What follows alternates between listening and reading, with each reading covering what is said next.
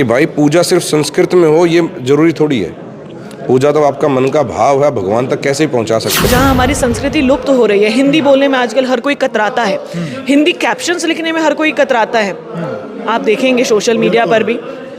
तो उसी संस्कृति को वापस लाने के लिए, सभ्यता की अखंडता को कायम रखने के लिए यात्रा निकाली जा रही है। नमस्कार, मैं हूं अजय भारद्वाज और आप इस समय ग्राउंड मीडिया देख रहे हैं। साथियों, फिलहाल यमुना नगर इस वक्त हमारी टीम मौजूद है और भगवत त्रिशूल जो यात्रा है लगातार चलने लग रही है। दीप सिसाई इस वक्त हमारे साथ मौजूद है। सबसे पहले दीप भाई, राम राम। राम राम जी, आपके सभी कैसे हैं? ठीक है, हम बहुत बढ़िया जी। हर हर महादेव। क्या उद्देश्य है इस यात्रा का? आप बताने लगे कि हरियाणा के अंदर जो भी धार्मिक स्थान है, हम प्रत्येक स्थान के ऊपर जाएंगे। आप कुरुक्षेत्र का नाम बता, आपने पांडु पिंडारा, रोहतक का नाम बताया, कोथ गांव का नाम आपने बता। क्यों, क्या उद्देश्य है इस यात्रा का? भाई हमारा जो नई जनरेशन है, नेक्स्ट जनरेशन है, मैं 40 साल का होने वाला हूँ, 36 का हो गया, 4 में और 40 का हो जाऊँगा जी। जो आज के दिन कॉन्वेंट स्कूल में और इंग्लिश मीडियम में हमारे बच्चे पढ़ते हैं, मेरे भी पढ़ते हैं, आपके पढ़ते होंगे, उन बच्चों का जो इंटरेस्ट है वो क्रिसमस मनाने में ज़्यादा है और शिवरात्रि के टाइम पे शिवलिंग पे जाके माथा टेकने में कम होता है। हमने उस युवा को दोबारा से हमारे उन मंदिरों में कैसे जोड़ा जाए, तो उस मंदिरों को, पहले वो मंदिर क्या थे, पहले हर मंदिर में गुरुकुल होता था, शिक्षा का स्थान थे। तो उसी सोच के अनुसार इन मंदिरों में कैसे शिक्षा को वापस लेके आया जाए। तो नई जनरेशन तो पाखंड भी तो मानना भाई साहब। हाँ, मैं वहीं आऊँगा भाई, पाखंड क्यों ना मानना है, क्यों मानती, उस पर भी आऊँगा। तो जब वहाँ पे शिक्षा, आज आप गुरुद्वारे जाते हैं, गुरबाणी पूरा दिन चलती है, तो वो ये लगता है कि हम कुछ सीख रहे हैं जी, अच्छे विचार आते हैं।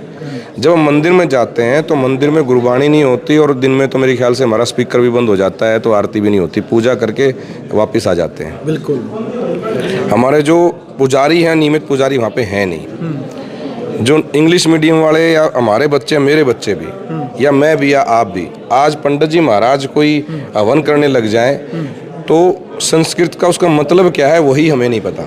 और ये पाखंड भी इसी बात से मान रहे हैं कि बोल क्या रहे हैं, हमें पता ही नहीं, हाथ जोड़ के बैठे रहे। तो सबसे पहले तो जितनी भी हमारी पूजा पद्धतियां हैं उनको डिजिटल के माध्यम से हम इंग्लिश, स्पेनिश, फ्रेंच, हिंदी इसमें में कन्वर्ट करवाएंगे कि भाई पूजा सिर्फ संस्कृत में हो ये जरूरी थोड़ी है। पूजा तो आपका मन का भाव है, भगवान तक कैसे ही पहुंचा सकते हैं। आध्यात्मिक जो ज्ञान है उसके प्रति, तो वो जब उनके उस लैंग्वेज में जाएगा जो उनको समझ में आए। अगर मैं आपको संस्कृत में समझाऊं या मेरे को संस्कृत में समझाओ, मेरे को समझ में नहीं आएगा। लेकिन मैं आपको उसे लैंग्वेज में समझाऊं जो आपको समझ में आती हो, तो बंदे को थोड़ा समझ में आता है। तो हम सारे के सारे जितनी पूजा पद्धतियां हैं, ट्रेंड पंडित जियों को साथ में लेके उनको इंग्लिश, हिंदी, हरियाणवी, पंजाबी के साथ साथ 3 करोड़ से ज़्यादा हमारे भाई वो विदेशों में रहते हैं, जिनको जन्मदिन पे पंडित नहीं मिलता, जिनको अपनी मैरिज एनिवर्सरी पे पंडित नहीं मिलता। तो उन लोगों को क्यों नहीं मिलता? क्योंकि हमारे पंडितों को इंग्लिश नहीं आती जी। तो इन मंदिरों में कैसे हम ट्रेंड पंडित बिठाएं, पंडितों को कैसे दूसरी लैंग्वेज सिखाएं और कैसे हमारी आने वाली जनरेशन को मंदिर से जोड़ें। तो इसके जन जागरण के लिए हमने एक यात्रा निकाली कि जब हम ये मैसेज देंगे कि इस गांव में जो त्रिशूल लग रहा है, ये त्रिशूल 31 दिन तक 144 वर्षों में जो महाकुंभ आता है, उस महाकुंभ में संगम तट के ऊपर 31 दिनों तक नियमित अभिषेक हुआ है। इस त्रिशूल के साथ 12 ज्योतिर्लिंगों पे गए हुए 12 त्रिशूलों के साथ इसकी यात्रा निकली है। और जितनी भी नदियाँ, 37 नदियाँ बीच में आई, उन 37 नदियों में इनका अभिषेक हुआ है। माँ गंगा आई, माँ यमुना आई, सारे के सारे अभिषेक हुआ है। और साथ के साथ 100 से ज़्यादा उन धार्मिक स्थानों पे, उन सिद्ध पीठों में, जैसे आप जहाँ खड़े हैं, ये एक सिद्ध ज्योतिर्लिंग है, अपने आप प्रकट हुए भगवान महादेव यहाँ पे, महाभारत काल से स्थापित है। तो जब ये मैसेज आएगा आपके गांव में, अगर त्रिशूल लग रहा है कि भाई ये जो त्रिशूल है, ये 31 दिन पूजा हुई, फिर 100 ऐसे भव्य मंदिरों में गया, वहाँ पे इसका अभिषेक हुआ। पहले से ही जो मंदिर है तो त्रिशूल वहीं पर स्थापित किए जाएंगे। जो प्राचीन मंदिर हैं, 100 साल से भी ज़्यादा पुराने मंदिर हैं, जो मंदिर किसी व्यक्ति विशेष के नहीं है, पंचायत के हैं या किसी सार्वजनिक कल्याण के लिए, तो 108 के 108 त्रिशूल ये उन सार्वजनिक कल्याण वाले पंचायती मंदिरों में लगेंगे, जिनका अपना महत्व तो है, लेकिन उसका इतिहास कहीं ना कहीं किताबों में इस तरह से गुम हो गया कि आसपास के लोगों को उसका ज्ञान ही नहीं है। एक छोटा सा आपको एग्जाम्पल दूं, बाबा श्याम का जितना इतिहास हरियाणा से जुड़ा हुआ है, तो बिल्कुल भाई जी जुड़ा हुआ है, लेकिन त्रिशूल लगाने से लगता है आपको भी जो व्यवस्था है या फिर प्लान है ये सक्सेसफुल हो जाएगा? उसके लिए तो पूरा मतलब स्ट्रक्चर तैयार करना पड़ेगा। त्रिशूल लगाने से नहीं होगा, वो एक शुरुआत है। मैंने बोला कि 6 जुलाई तक त्रिशूल लगाएंगे और आने वाले 3 साल में इनमें पूरी व्यवस्था को हम क्रिएट करेंगे। आज के दिन पूरे देश में बहुत सारे लोग ऐसे हैं जो अपना CSR, कंपनीज का CSR वो लगाना चाहते हैं, लेकिन उनको स्थान नहीं मिलता। हमने बोल दिया भाई एक डोनेशन लेना बंद कर दो। अगर किसी बंदे की आपकी कोई इच्छा है, मंदिर में खड़े हो, मंदिर में आके जो आपका मन करे वो बनवा दो। तो जब तक ये ठेकेदारी बंद नहीं होगी कि मेरे को डोनेशन दो और मैं बनवाऊंगा, इससे अच्छा है कि आप पंडित वाला काम करो कि ये मंदिर है भाई, इसमें यह चीज़ बनानी है तो बनवा दे। तो उससे मंदिर ने शिक्षा का मंदिर चाहते हैं आप कि भी जो हमारे देश की संस्कृति, सत्य सनातन जो संस्कृति है, जो ऋषि जिनको हम रिसर्च करने वाले वैज्ञानिक जिनको हम मानते थे उनको ही ऋषि बताया जाता था। लेकिन आज भगवा बाणा यानी कि जिनको ज्ञान नहीं है क्या पता वो भी भगवा बाणा पहन करके अपने आप को बाबा कहलाते हैं। महाकुंभ के अंदर भी कई तस्वीरें वायरल हुई है कि सोशल मीडिया पर वायरल होने के लिए बहुत सारे लड़के लड़कियों ने भगवे की आड़ में वायरल होने के लिए बहुत बड़ा षड्यंत्र रचा। देखा भी आपने? पूरा देखा भाई। लेकिन लगता है भाई आपने कि युवाओं को प्रेरित कर पाएंगे। एक तरफ तो लॉर्ड मैकाले की शिक्षा पद्धति भाई, आज के टाइम पर लड़के लड़कियां IAS है, IPS है, बड़े बड़े डॉक्टर है, इंजीनियर तो बनना चाहते हैं, लेकिन सत्य सनातन धर्म के प्रति जो उनकी आध्यात्मिक ज्ञान होना चाहिए, जो नॉलेज होना चाहिए, उससे कहीं ना कहीं वो दूर हटते जाने लग रहे हैं। उनके अंदर नैतिकता का भाव नहीं है। आप मानते हैं भी साथ में लॉर्ड मैकाले की शिक्षा पद्धति, हमारा संविधान, और साथ में सत्य सनातन धर्म, लगता है आपको? तो आप जब किसी भी भगवान को धरती पे कोई रूप है तो वो डॉक्टर को बोला जाता है जी, जो साइंस पढ़ के आता है, टेक्नोलॉजी के साथ आता है। आप ये देखिए कि हर हॉस्पिटल में सबसे पहले एक मंदिर गेट पे ही मिलेगा आपको। तो इसका मतलब आपकी साइंस और वो डॉक्टर जिसको आप दूसरा भगवान मानते हैं वो भी ऑपरेशन थिएटर में जाने से पहले हाथ जोड़ के जाता है। इस महाकुंभ में इसरो के चीफ जी, बड़े से बड़े उद्योगपति, बड़े से बड़े साइंटिस्ट, बड़े से बड़े बॉलीवुड एक्टर जी, वो सारे के सारे स्नान करने आए। तो इसका मतलब ये है कि जब वो लोग मानते हैं जिनको हम फॉलो करते हैं तो कुछ तो है जो हमें पहले समझना पड़ेगा, फील करना पड़ेगा, और वो उन तक उसी भाषा में जाए जिस भाषा में उनको समझ में आती है। बिल्कुल। तो हमारा मकसद ये है कि वो चीज़ है, लेकिन लोगों को समझ में कब आएगी? जब वो उसी लैंग्वेज में जाए जो लैंग्वेज अपने भाइयों को समझ में आती है। तो इस पूरी यात्रा का मकसद सिर्फ त्रिशूल लगाना नहीं है। जी जी। त्रिशूल लगा के ये जताना है कि ये वो स्थान है, प्राचीन स्थान है, इसका इतिहास ये है, ताकि लोगों की भावना दोबारा से जुड़े अध्यात्म की तरफ, सनातन की रिकनेक्ट करे वो जी। और जब उनको पता चले कि भाई जिसके लिए तुम कुंभ जाते हो, जिसके लिए 200, 500, 1000 किलोमीटर जाते हो, वो सारी विजिट करके ये आपके गांव में आ गई है। तो अब अगर मानना है तो यही कहते हैं ना कि माँ बाप से बड़ा कोई भगवान नहीं होता। तो घर में पहले भगवान है माँ बाप, फिर भी आस्था है तो मंदिर में त्रिशूल लागी, जो 12 ज्योतिर्लिंग जाके आई इसके दर्शन कर लो। और इसके बाद इसको आगे बढ़ाने के लिए आप टेक्नोलॉजी के माध्यम से अपने से जो छोटा बंदा है, या अपने से जो छोटे का मतलब ये हुआ कि आप BA पास हैं, +2 पास हो, तो BA वाला +2 वाला को पढ़ा सकता है। पढ़ने का संसाधन नहीं है तो सोलर लाइट लगवा दी भाई, तरह वाटर कूलर लगवा दिया, वाईफाई लगवा दी। मंदिर में है तो उसकी एकाग्रता बनेगी, वहाँ उसको डिस्टर्ब करने नहीं आएंगे। और जो मंदिर हमारे धीरे धीरे कहना नहीं चाहिए कि जहाँ पे नशाखोरी होती है, नशे को बंद करने का काम सबसे पहले ही मंदिर करते थे। गाँव में चिमटा लेके बाबा जानी मांगने लिखड़ा करता, और जब बाबा लिखड़ा कर काम के सारे बालक बैठ जा करते, बाबा चिमटा मार देगा, नाली तक साफ रहा कर दी, बाबा के डरते हैं। किसी की नाली बंद रही तो बाबा गाड़ बक के जाओगा। लेकिन आज वो हमारे गांव में जाने वाली प्रथा बंद हो गई है। अगर वो प्रथा दोबारा लेके आनी है तो वो प्रथा तभी आएगी जब गांव के उस मंदिर में लोग जाएंगे। उस बाबे का एटलीस्ट पूजा का सामान तो जाना चाहिए। तो शुभारंभ इस यात्रा का कब हुआ है और समापन कहाँ पर? 25 जनवरी को हम शुरू हुए प्रयागराज की धरती से। 26 तारीख को बाबा विश्वनाथ के दर्शन किए और 18 फरवरी तक हम 12 ज्योतिर्लिंग की यात्रा करके पूरे का पूरा दोबारा पहुंच गए। हमारी टीम पशुपतिनाथ गई और 26 फरवरी को हम प्रयागराज पहुंचे। बिल्कुल। 1 मार्च को हमने पूर्ण अभिषेक करके 2 मार्च को उत्तराखंड के पूर्व मुख्यमंत्री रमेश निशंक पोखरियाल जी ने और उद्योग मंत्री उत्तर प्रदेश सरकार नंद गोपाल गुप्ता नंदी जी ने इस यात्रा को हरी झंडी दिखा के अयोध्या के लिए रवाना किया। और अयोध्या में हमने रामलला के दर्शन कर राम जन्मभूमि ट्रस्ट के महासचिव आदरणीय श्री चंपत राय जी का सानिध्य में हम लखनऊ आए।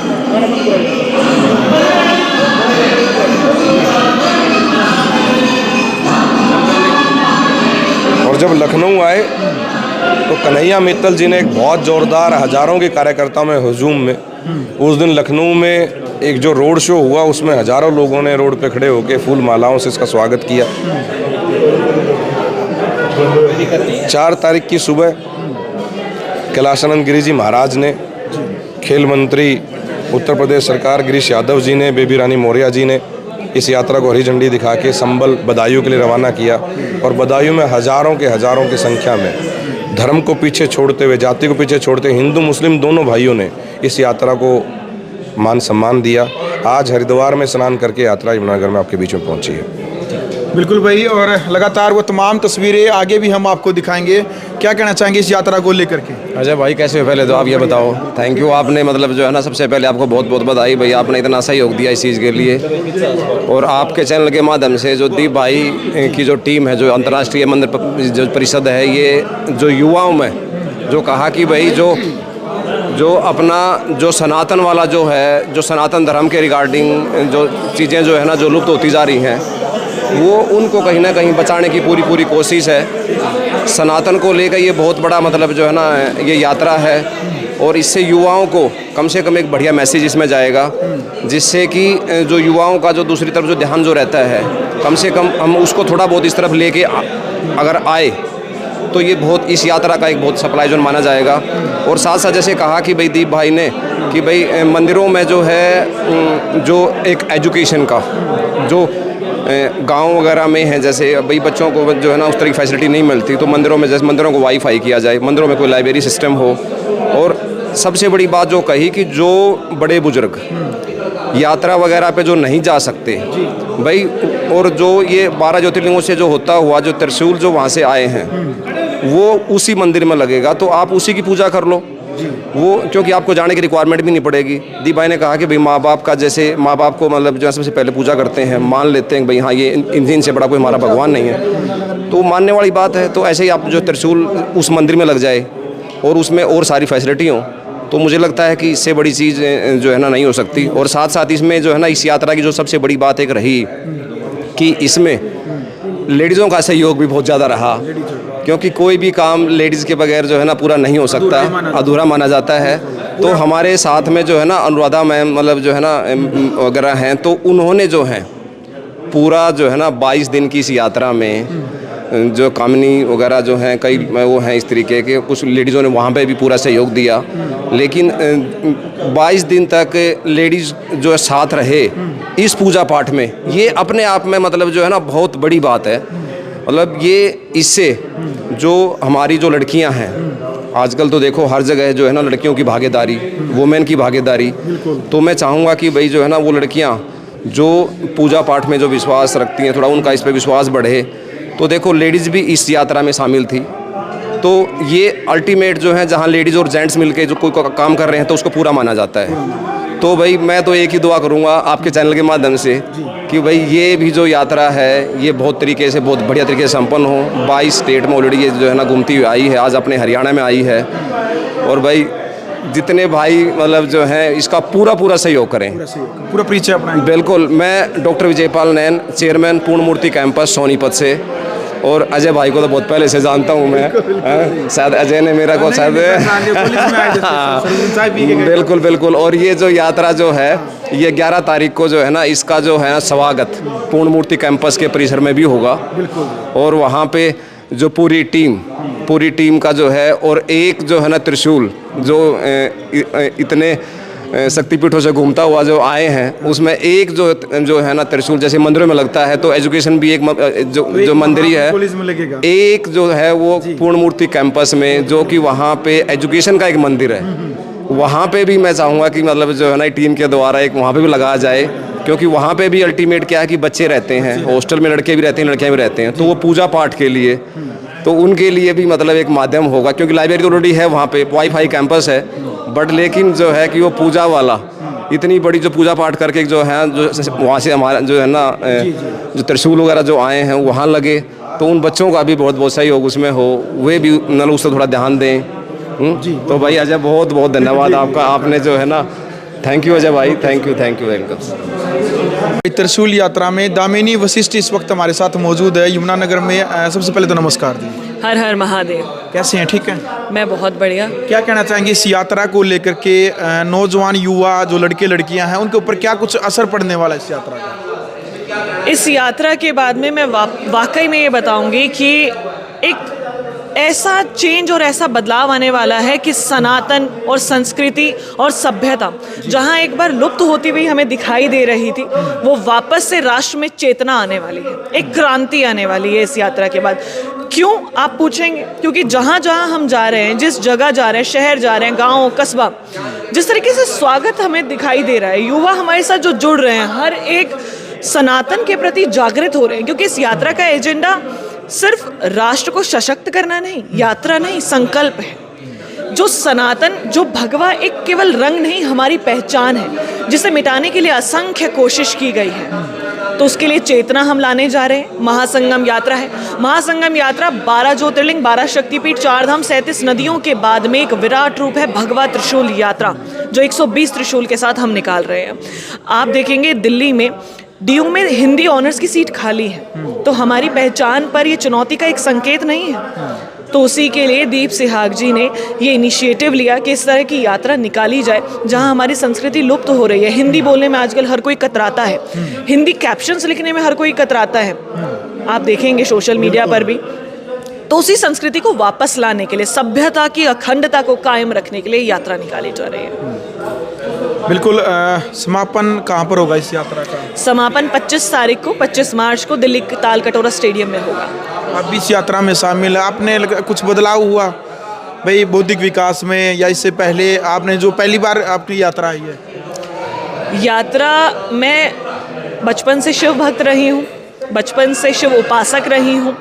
तो यात्रा के बाद में वाकई में हर किसी में कुछ तो डिवाइन और स्पिरिचुअल हमारा चेंज रहा है, मैं मानती हूँ। शांति आई है, शालीनता आई है।